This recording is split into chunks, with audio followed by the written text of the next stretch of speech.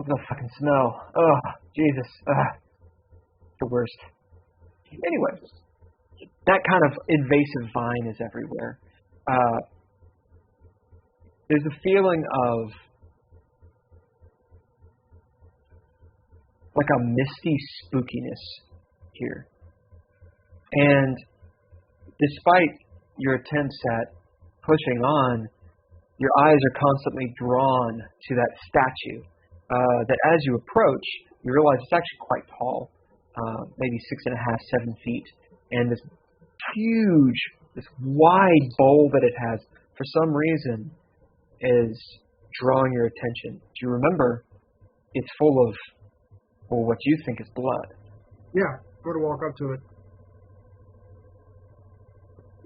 As you approach, you see it's some sort of metal statue, actually. You see the patina on it. Looks like it's this woman that's crying, and her eyes are looking down into whatever liquid is in the bowl. I stick my finger in the liquid. Cheers. Of course you do. Of course. I believe we gave you a flaw, which has to do with a phobia. Oh, yeah. With blood. Yeah, I'm going to go ahead and bid that flaw. Blood phobia. Hemophobia. Is it? Yeah. Is it? Hemophilia? Yes. Blood phobia. As you shake, your hand shaking, you dip your finger into this liquid. Pulling it out, you realize it's just goopy water.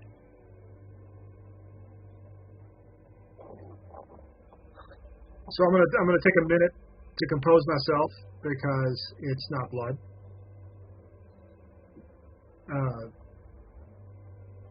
And I look around to see if there's any inscriptions or sort of at the base of the statue, as sometimes you can see.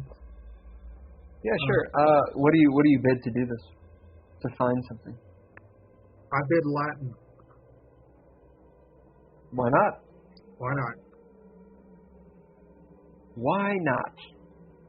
Latin, the creepiest of old languages. As you're searching around the base of the statue, how in depth do you go here? And describe that scene. What does it look like? You just looking, or you getting into it? Describe that. So I look around the base, and I will try. First of all, I'll try and clear some of the vines and undergrowth that's sort of in contact with the base and the ground, because I actually want to see how the statue is connected to the ground. Indeed. As you take some time to pull these weeds up, thinking they're going to come up easily. Of course, they're weeds, so they don't. They're thick and ropey. I have a pocket knife. Pull out your pocket knife and start cutting off, the weeds and such. It's not much, but I think it would help. You see that the statue, being metal, being very heavy, it looks like it's bolted into a slab of concrete on the ground in front of this length of a pool. Looking around at the base, since you bid Latin, you will find some Latin written along it. Find a year, Roman alphabet. Yay. Roman alphabet, Roman numerals. Which, you can read. As you see, it says the year is 1663.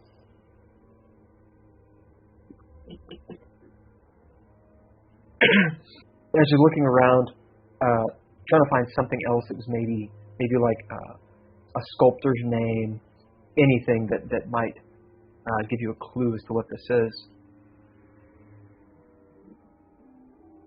You find the number 3 written on the opposite side of the foot of the statue. So 3 talons.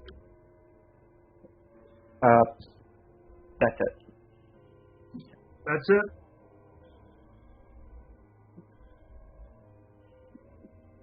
All right. So I'm not going to push my luck, and I'm going to walk out. Unless there's any other statues or whatnot. There's the length of pool, and then the path continues. It's a thin path of concrete, and then you see that what looks like there are these sort of like roundabout wider spots that go deeper into this woods, and then just barely, now that you're at the statue, you can see the lights from the house deeper in.